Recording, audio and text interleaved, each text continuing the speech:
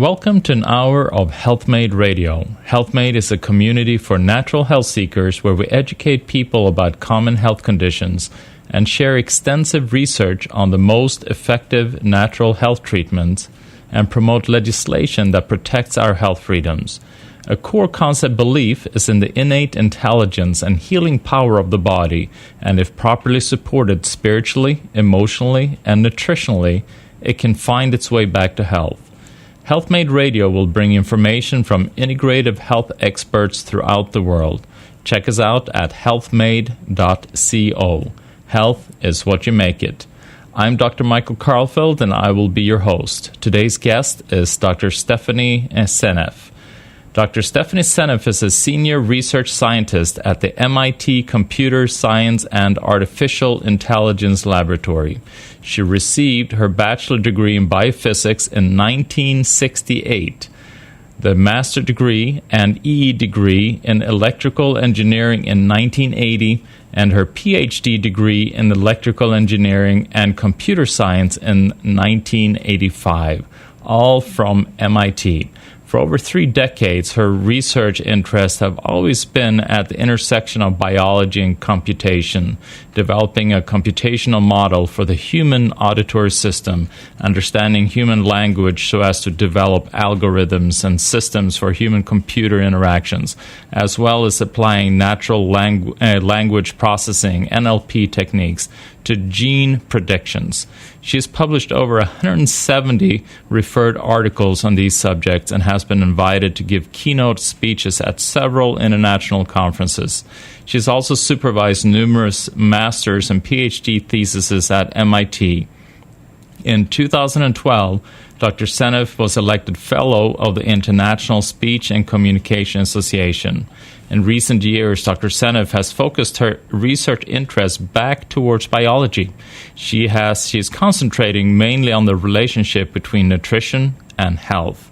Since 2011, she's published over 24 papers in various medical and health-related journals on topics such as modern-day disease, for instance, Alzheimer's, autism, cardiovascular disease, analysis and search of databases of drug side effects using NLP techniques, and the impact of nutritional deficiencies and environmental toxins on human health. One of the biggest toxins that we are facing now, which it's becoming ambiguous, is this toxin called glyphosate. How are we exposed to it, and how is it becoming such a huge problem? Glyphosate is all over the environment, all over the food supply. It's going to be in the air if you live near the fields where the crops are growing. It's in vaccines. It's probably in drugs. We don't know. We haven't tested. It's been shown to be in tampons and other cotton products. It's really pretty impossible to avoid it if you live in the United States. We use more per person in this country than any other country in the world, and we are. Our regulators are convinced that glyphosate is perfectly safe for humans, and therefore they don't bother even to find out how much are we being exposed to. They're not measuring. In America, there's been very little effort to measure the amount of glyphosate in the food from the government. But other people, activists and whatnot, have measured it. In fact, Canada was encouraged by an activist to measure over 8,000 different food samples for glyphosate and found alarmingly high levels in sort of surprising places like in lentils and chickpeas. There's high levels in wheat. These are not GMO crops. These are crops that are sprayed with glyphosate right before the harvest. So we have, for example, an epidemic in gluten intolerance and celiac disease, which I believe is directly a consequence of glyphosate contamination in the wheat. So glyphosate is considered an herbicide, correct? It is an herbicide, and it's used to kill weeds. It kills all plants except for those few that have been engineered to resist it. And these are the GMO Roundup Ready crops. This includes corn, soy, canola, sugar beets, tobacco, alfalfa. It's just a handful of these crops, but they're huge crops. These are sort of the core crops of the processed food industry. So when we walk outside in our yard, we see a dandelion and we spray it with Roundup, which has a lot of the glyphosate in it. We are then obviously exposing ourselves to that, and also exposing our children who run in that lawn and our animals who run around there to this chemical, this toxin, glyphosate. Right, and I don't know to what extent more damage or less damage is being done by the exposures from the various uses in the yards and in the public places versus the uses on the food, versus other opportunities for exposure such as the vaccines. I don't know which ones are the worst offenders. It's hard to say because, you just can't sort that out. No, and is there, and you mentioned that there's really hasn't been any safety studies in regards to this substance, glyphosate, that now we're exposed to at such high levels all over the place. Well, Monsanto did a whole series of studies supposedly back in the 1970s to get it approved. It's been approved since 1974, and they did a lot of studies, and the regulators were convinced that their studies showed that glyphosate was safe. But when you look over those studies, you find that things were being hidden. Some of the results they were finding were being concealed and misinterpreted. And the regulators were very, very eager to have an herbicide that would be safe because it's such a boon for agriculture. It's caused our food to be, very cheap, because we no longer have to use a lot of labor.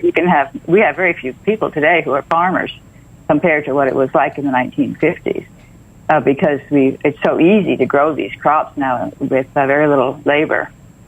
So when you say that there are certain things that were overlooked, so I mean they did studies, they proved that to be safe, and the regulating agencies, they said that yes, you have our blessing because this looks safe. I mean, how do we know that it's not safe? I mean, what did they miss? Right. Well, one of the things that they did was they made their study short. So they studied rats, for example, with exposure to glyphosate for 3 months. They considered 3 months to be all you need to prove whether something is toxic or not. And Professor Seralini in France did the same experiment, pretty much identical experiment to theirs, with rats, but exposed them for their entire lifespan. And he said that by 3 months he didn't really notice anything substantially different between the unexposed and the exposed rats. It wasn't until 4 months that he started to see problems. By the end of the experiment, the exposed rats had massive mammary tumors, the females. There was kidney damage, liver damage, shortened lifespan, reproductive issues. I mean, there were a lot of things that showed up, but it took time. And I think that probably the Monsanto folks who were doing these studies appreciated the fact that glyphosate took time, and therefore they could get past the regulation process and pretend that it was okay. This is the insidious thing about it. I believe it takes time because it has a very special mechanism of toxicity that's unique to glyphosate. This is the thing that I've really been really obsessed with lately, is to study the consequences, if it's true, of the hypothesis that Anthony Samsel and I have, which is that glyphosate is getting into proteins accidentally by mistake in place of the coding amino acid glycine. This is a really interesting mechanism of toxicity that has huge consequences in subtle ways throughout the body, and it can explain all the correlations we're seeing with a rise in a long list of debilitating diseases in Western society. When people adopt a Western diet, they get fat, they get diabetes, they get heart disease, they get Alzheimer's, they get autism, all these diseases and various cancers, thyroid cancer, bladder cancer, kidney cancer, liver cancer. These are all highly correlated. The rise in these diseases is highly correlated with a rise in the use of glyphosate on core crops. So you actually seen, because I know you do, with your background, with computer science and artificial intelligence and so forth, you've actually been able then to correlate the rise of all these diseases that you mentioned, all our modern day diseases, and then the use of glyphosate. I mean, how can you correlate the two? I mean, because there's so many factors that we're exposed to nowadays. Well, that's true. And, of course, everyone says back correlation doesn't necessarily mean causation, and that's certainly true. I will agree with that. However, all of these diseases are going up dramatically. You just look at the population today, and you see all these people who weigh, 300, 400 pounds. You saw very few people like that when I was a child back in the 1950s. Yeah. You know, it's just, obesity has just really overtaken this country. And of course, autism. The autism rate is now 1 in 59. That's been growing exponentially since for the past 2 decades. Exactly in step with the rise in glyphosate usage on core crops. And if you extend that line, it's an exponential growth. So you can plot it on a log scale, and if you extend it into the future, you find that 2032 is the magic date when half the children born, which will be 80% of the boys, will end up on the autism spectrum. That's going to be a future that I don't want to see personally. No, we need to do everything we can to stop that future. We'll be right back. We're just going to take a little quick break. I'm here with Dr. Seneff. You're listening to Health Made Radio. Welcome back to Health Made Radio. I'm Dr. Michael Karlfeldt. I'm here with Dr. Seneff. We're chatting about glyphosate and its impact on today's society. So, Dr. Seneff, you're mentioning that these graphs, if you overlay them, you have the usage of glyphosate, and you can see the curve, how we're increasing that usage. And then you also have a graph of the increase of all the modern day diseases like neurological, autoimmune, and all these things, cardiovascular, cancer, etc. If you lump them all together, it seems like these graphs and match each other almost to a T. Right. That's what's so scary is all of these diseases. And of course, what people will say is it's not possible that one chemical could cause so many diseases. And I would have thought that too. In fact, this is what fascinated me with respect to glyphosate. Glyphosate is the only chemical used in agriculture that matches. Nothing else comes close. So if you're going to find the answer in chemicals in the food, I think glyphosate is very spot on. And, you start with correlation. We nailed the lung cancer problem with cigarettes because of, correlations. But there it's easier because you can say people who smoke and people who don't smoke, but everybody eats. So it's more difficult to tease out. People have done studies where they've shown that, like in Europe, they did a study measuring glyphosate in the urine, and they showed that the ones that had less, the ones that ate organic had less, and the ones that were sick had more. So there's sort of just a loose correlation there statistically in groups between exposure and disease, and exposure and food choices. The choice of eating organic can help reduce your burden, but it will not eliminate it. In this society, it won't eliminate it. No, but it'll make it a lot lower. Yeah, because it's all over the place, and you're mentioning one reason why this chemical glyphosate was so insidious was that it took the place of one crucial amino acid in our proteins called glycine. That's right. And how does that? Why can that have such a huge impact on our health? Just to switch place with glyphosate jumping into where glycine is placed in our proteins. Yeah, that is a very excellent question, and there's a fascinating answer to it that I've acquired by reading many, many papers on glycine and its role in various proteins. Glycine is one of the 22 coding amino acids that go into the DNA code. And just to point out, interestingly, the enzyme that glyphosate disrupts in the pathway called the shikimate pathway is called EPSP synthase, and that enzyme is an enzyme that our cells don't have. They don't have that entire pathway, and Monsanto has argued that's why this chemical is safe for us, because the pathway it disrupts, we don't have that pathway. Well, it turns out that that pathway produces the aromatic amino acids, which are essential coding amino acids among those 22. But it's interesting to note that in that enzyme, EPSP synthase, there's a glycine residue exactly at a location where there's a pocket that snugly fits a substrate called PEP. Glyphosate is known to disrupt that substrate, so that location of the protein is messed up by glyphosate. And people have found that multiple species of animals, multiple species of plants and multiple species of microbes have changed their DNA code for that enzyme to get rid of that glycine.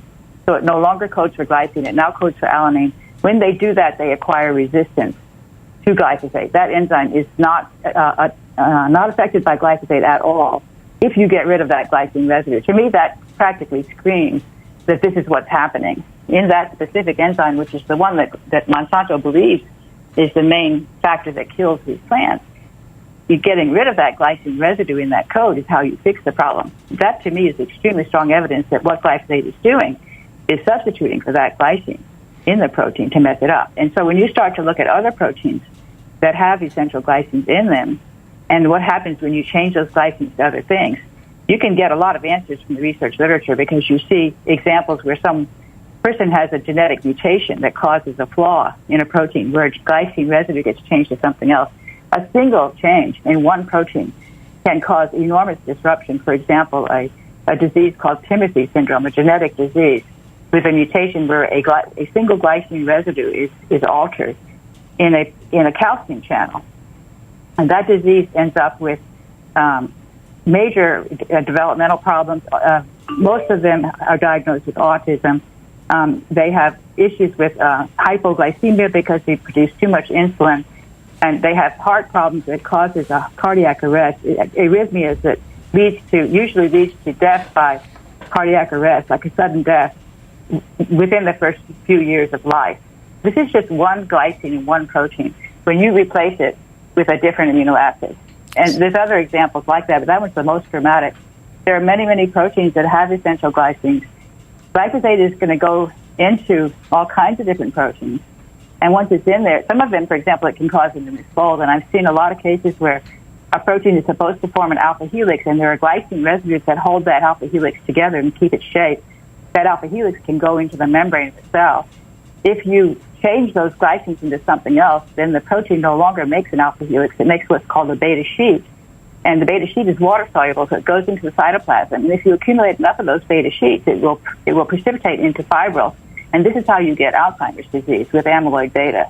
Amyloid beta is one of those proteins that has it has actually multiple essential glycines in its alpha helices that can get messed up through substitution by glyphosate to cause Alzheimer's, which is also going up in frequency, exactly in step with the rise in glyphosate usage on core crops. So you're actually then able to link the usage of glyphosate to Alzheimer's and dementia just because of where the glycine gets substituted by the glyphosate and that structure, and that can then lead to things like Alzheimer's. And I think that's really important for the listeners, because you're saying you have glycine and glyphosates jump in where the glycine is supposed to be big deal. I mean, you're thinking, well, that's just a tiny little thing, it's not like it's going to destroy my kidney or anything, but it actually does just that, meaning that these are such fundamental structures that guide every function in our body. And then by having each one of these components, these proteins that are so crucial for life and for production of enzymes, which are like the workers of the body, that actually does things. So if we make all the workers ineffective by then substituting glycine with glyphosate, then we really don't fully understand the full impact by what's taking place. Right. I mean, it's very complicated because you end up affecting some percentage of all these different proteins. In each case, you cause some percentage of that particular protein to misfunction, and then you do that to all the proteins, and different ones to different degrees, depending upon how much they depend on glycine. And this is the game I've been playing, of looking for glycine dependencies, and it's just amazing. I'll tell you, it really affects the gut, because obviously the gut is where the glyphosate gets in first. You eat some food, eat some gluten, for example, and the gluten has glyphosate in it, let's say, because it's incorporated into the gluten protein. One thing that does is makes it hard to break the protein down. Glyphosate incorporation into the protein is going to make it hard to break it down. Furthermore, glyphosate gets into the digestive enzymes that break down proteins, such as trypsin and pepsin. And Anthony Semsel actually showed that in our most recent paper. He tested trypsin, pepsin, and lipase. These are pancreatic enzymes. He ordered them from a lab, and he tested them and found high levels of glyphosate in all three of them. And those three all have essential glycines in them, so they're going to get disrupted. So your digestive enzymes aren't working, and your proteins are more difficult to digest anyway because they have glyphosate in them. And this is going to cause wayward proteins not to get digested, which is going to irritate the gut and cause leaky gut barrier. That's going to also cause immune cells to come in because of this irritation and this inflammatory response that occurs when you start seeing these, these are foreign proteins in places where they shouldn't be. It causes an autoimmune. It basically causes an autoimmune attack. And in part, that's because the very protein that actually perfects the antibodies, which is called AID, that one has several, I think it's 7 essential glycines. So we don't know what's going to happen to that protein if it gets glyphosate substitution, but it probably won't work correctly, which means you're going to have both improperly formed antibodies, which will not be able to clear disease. So you'll end up with various infections that you can't fight off because your immune system's not working correctly. But also you'll have autoimmune disease because these antibodies, they basically are, they're shaped wrong because you can't perfect them. This is what I suspect is going on. And worse than that, this same protein, AID, which it ends up mutating a whole bunch of genes within the antibody proteins. The immune system is really pretty amazing that way, that it can create these novel proteins that can perfectly match a particular antigen, like a foreign protein that it's trying to clear. But if that's not working properly, then the antibody itself can start attacking your own tissues instead of the thing it's supposed to attack because it hasn't been properly perfected because this protein's defective.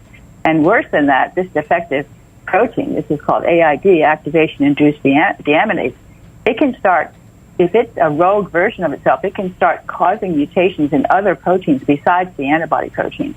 And this has been shown in multiple papers, and that has been directly linked to non-Hodgkin's lymphoma in papers. Non-Hodgkin's lymphoma is these B cells, which are the cells that produce the antibodies, that are rogue B cells that are producing this AID protein and using it to create genetic mutations in various proteins that are going to lead to an oncogenic profile. So the cell is going to become a tumor cell over time once it's exposed to this AID protein sufficiently long in the nucleus to disrupt the genes of these oncogenes, which are the genes of these particular proteins that cause a cancer behavior, sort of immortal and constantly copying yourself.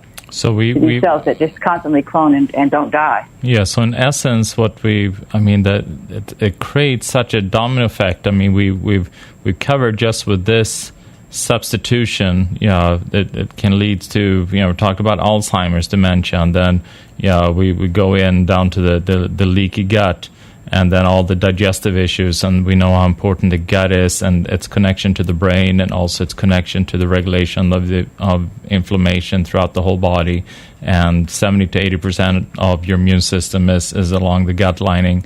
And then seeing how these foreign proteins or misshaped proteins enter into the bloodstream, then causing an autoimmune reaction. So now we're dealing with all the autoimmune diseases, and then you're talking about these AAD proteins, or AD substances, how they can then actually trigger a cancer process as well. So, I mean, it's the same protein, AID. I mean, this is one that I've really become interested in lately, and I've read there's a lot of papers about it. They actually only discovered it in 1998. Yeah. And they've gone on fire with it. I mean, people recognize it's an amazing protein, and it has an important job to help perfect the immune system. Even when the baby's born, you have all these sort of raw antibody templates that have to become all these different things, and AID is what helps them do that through mutations, through genetic mutations. So those are good mutations in the sense that they're needed to make all these antibodies, as long as it only works on this one class of proteins, which are these antibody proteins, the immunoglobulins. Yeah. And it makes them into all the different versions of them that you need in order to be able to have a healthy immune system. But if it's broken because of glyphosate, it's not going to do its job well. And we don't know exactly what's going to go wrong, but I would guess you would have all three problems. You would have immune deficiency, autoimmune disease, and ultimately you would end up with cancer. Yeah. And the likely cancer you would get would be lymphoma. And there's a large cell B cell lymphoma that is linked to glyphosate. That is perfect because those B cells express a lot of this protein, and the ones that are in the tumors have been shown to express this protein, sort of rogue expression of this AID protein that they see is causing the trouble in these cells. It's just that the researchers don't understand that glyphosate is messing it up and making it misbehave. That's what I think is going on. Yeah, we'll be right back. We're just going to take a quick break, and we'll be right back. So fascinating. but what Dr. Seneff is letting us know about what glyphosate's doing. You're listening to Health Made Radio. This is Dr. Michael Karlfeldt. Welcome back to Health Made Radio. This is Dr. Michael Karlfeldt. I'm here with Dr. Stephanie Seneff, and we are talking about glyphosate and its impact on us today. You were talking about AED, how that is such a core function in the body, and when that gets dysfunctional, the implications that has throughout the body, and how glyphosate throws off that core function. Something that is also fascinating to me, I read one of your papers in regards to the impact on the children of the unborn children that was impacted by when a mother was exposed to glyphosate. Can you tell me a little bit more about that? Yes, and that's really amazing. And this comes out of a documentary that you can watch streaming on Amazon, which is called Genetically Modified Children. And that documentary is about children in a small neighborhood, a small town in northern Argentina, where they grow tobacco, GMO Roundup Ready tobacco all around those kids. Their parents are farmers, and in the documentary they expose the fact that the children in that small community have a very high rate of genetic mutations. These are spontaneous mutations that occurred in utero, and so they are they're proposing that glyphosate is causing a large increase in the likelihood of a major genetic disorder in the offspring of these farmers that are exposed to the glyphosate that they use on the tobacco. And there was a paper that just came out in June of 2018, just a couple of months ago, by Maria Malaysi et al. It was published in the Archives of Toxicology. Really fascinating paper where they very carefully designed their experiment to expose pregnant rats to glyphosate just a few days after they were pregnant. They conceived, and then they started exposing them in the water to glyphosate over a period of time that included the entire pregnancy, plus the time of lactation when they were nursing the pups. Over that period, they exposed the mom, and then they took the glyphosate away and never exposed the future generations. And they found that, and that level was very low, so the mom actually didn't have any obvious problems with the glyphosate, didn't cause any obvious issues. And even the offspring were pretty good as well. They seemed fine. They developed normally. They had a smaller litter size, which suggests some kind of infertility problem than the controls. And they also had issues during their pregnancies with fetal growth being slowed, placental issues, some obvious disruption of the pregnancy of that sort. But the most interesting thing was they had an extremely high rate of very rare genetic mutations show up in the next generation. So that's the grandchildren, if you will, of the original rat that was exposed. So the exposure of the germ cells of the fetus in utero is what I think caused this whole thing to happen. Really, really fascinating, because those germ cells express a lot of this AID protein that I've been talking about. And so if that AID in utero is in the germ cells, so this is in the ovaries of the fetus, which develop very early in pregnancy, long before the brain develops. The ovaries have all these eggs that are produced. They actually produce huge numbers of eggs and then prune them down. It's a fascinating process that I suspect involves is part of the whole process of evolution.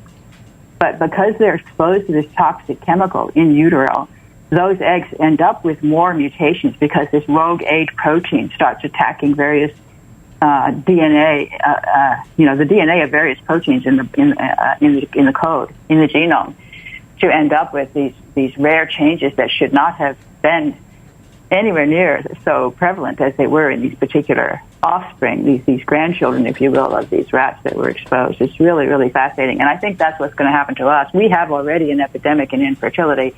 We have the lowest in teen pregnancy. Teen pregnancy is way down. Last couple of years just has been plummeting. I think we're seeing the beginning signs of next generation effects of people being exposed. And I predict that infertility is going to get a lot worse before it gets better. Even if we stopped glyphosate today, I think we would still have a lot of issues with infertility that we would see, also with rare defects showing up more frequently in the population.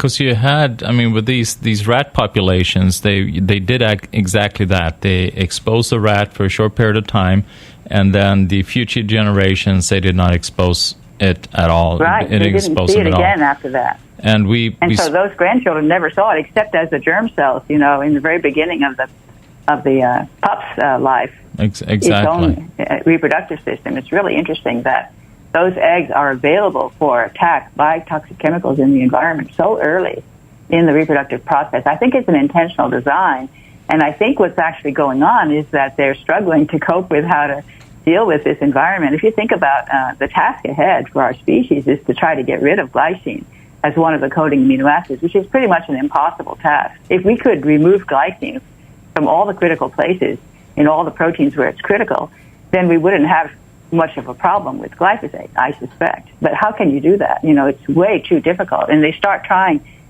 out a lot of these. It's pretty amazing because a lot of these mutations that we're seeing involve glycine. I wrote a whole paper on ALS, Lou Gehrig's disease, linking it to glyphosate. It's another one that's going up dramatically. And that's a nasty disease where you become completely paralyzed and you finally die because your lungs are paralyzed, you can't breathe, or you can't eat. Something like that. It's really a terrible disease. But it, in that paper we showed, for example, that there's a protein called TDP43, which has a glycine-rich region. It's a so-called glycine-rich region where there are lots and lots of glycines within that region. And that's the region where all these mutations show up that cause the familial form of this disease. So people who have the familial form have a genetic marker that indicates that gives them the risk. And those markers are often actual mutations in the glycines, in the glycine-rich region. So it looks to me like the protein is struggling to try to find a way to become something different such that it can still work and not be sensitive to glyphosate. But in doing so, it basically breaks itself even worse, and you end up with an early onset version of the disease you're trying to protect from. So the evolutionary process is struggling to try to move in a direction where we don't have these strong glycine dependencies, but it's very, very tricky to redesign that protein so that it doesn't break it. So it's like you're saying, it's as we are then trying to evolve and try to function without the glyphosate and survive with it, just like you said, some of these weeds and organisms that have been able to change the usage of glycine to alanine. Exactly. If there is someone of us, humans that's able to do that and then survive, then that becomes kind of the next evolutionary man, so to say. Yeah, it becomes an advantage. But of course, most of the time, it's the whole thing with evolution is that you pseudo-randomly change things. But I suspect that there's an evolutionary process that's able to recognize where the issues are, and to actually try to make the changes in those proteins that are being affected by that nasty environment. And so we're seeing actually high levels of mutations in proteins that I suspect are susceptible to glyphosate damage. And it's very, very interesting to me that there's an evolutionary process going on right now, which is a very hopeless attempt to try to fix to say, let's assume glyphosate is going to be in the environment forever. How can we redesign the proteins not to use glycine? And they take a hit on that alanine. When they change glycine to alanine in that EPSP synthase, it has it doesn't work as well. It's not as active. Its activity level is down, but it's completely resistant to glyphosate, and so it's a trade-off that makes sense in the context of constant exposure to glyphosate. Yeah, and as we then try to evolve and try to kind of fix these different enzymes and areas where we use glycine, we then develop these different genetic diseases. We're just going to do a quick break and we'll be right back. I'm here with Dr. Seneff. You're listening to Health Made Radio. Welcome back to Health Made Radio. I'm Dr. Michael Karlfeldt. I'm here with Dr. Stephanie Seneff, and we are discussing this tremendous problem called glyphosate that we're exposed to and the impact that it has on our health. So, Dr. Seneff, you're mentioning this experiment with rats. You have the first generation of rats that were exposed for a short period of time. Second generation, you saw some sterility, smaller litters, and you saw a little impact there. But then the third generation, you're actually seeing genetic modification of these rats. And so if we're kind of going with the timeline, and GMO or the glyphosate was introduced in 1975, and then there was a huge rise of its usage in kind of mid-90s. So in essence, what we're seeing now is like the second generation of children of humans, and then the next generation would then be the generation that would be considered the genetically modified children. Am I correct? So, yeah, and it's going to be, so if you think of 20 years, generation, which is a short generation these days, 40 years would be the next generation. So 40 years ago, they just barely had glyphosate on the market. Today, we're looking at children born today, probably very highly exposed, and their genome, their germ cells are probably quite damaged already. So when they grow up 20 years from now and start having children, they're going to be in trouble. I think there's going to be a lot more infertility and a lot more genetic defects, severe genetic defects. So we're seeing this, just a direct correlation between the increase of uses of glyphosate and the increase of autism and neurological diseases, cancer, cardiovascular, and etc. And you're mentioning the year 2032 as being the year where it's going to be 50% of all the male children that will be autistic, and 50% of all the children, 80% of boys. 80% of all the boys. Yeah, just and then 50% of all the children, and the impact that's going to have on an already burdened health, taking care of them financially. I don't even want to imagine what that will do.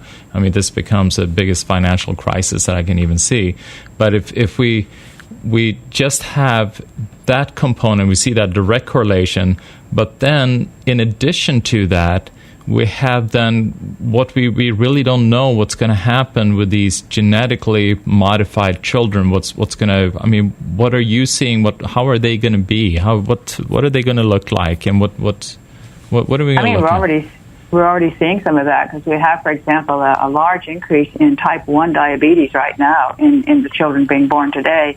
That's supposed to be a genetic disease. So there's how is it that genetics is suddenly that's going at such an accelerated pace? And I think this is the case, that basically diabetes is one of the things that's affected by glyphosate. The pancreas, in fact, calcium, I mentioned the calcium channel, and the children who have, they have an 80% likelihood of being diagnosed with autism if they live long enough to even see it, because most of them die before they're 2 or 3 years old. These kids that have this calcium channel problem, that calcium channel is the replacement of a single glycine residue.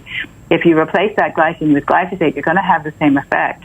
And you're going to have it only on some of the proteins.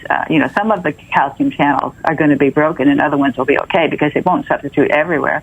But if you do that in the pancreas, you end up with extreme, the pancreas, the beta cells release too much insulin because they take it in calcium, and that's causing them to release insulin. So they can burn themselves out, and then you can actually end up causing an autoimmune attack on those beta cells because they're doing that, and create a type 1 diabetes situation where the pancreatic beta cell is being attacked by the immune system. And of course, you've got these wayward immune cells that aren't working properly anyway, producing these strange antibodies that could easily become autoantibodies.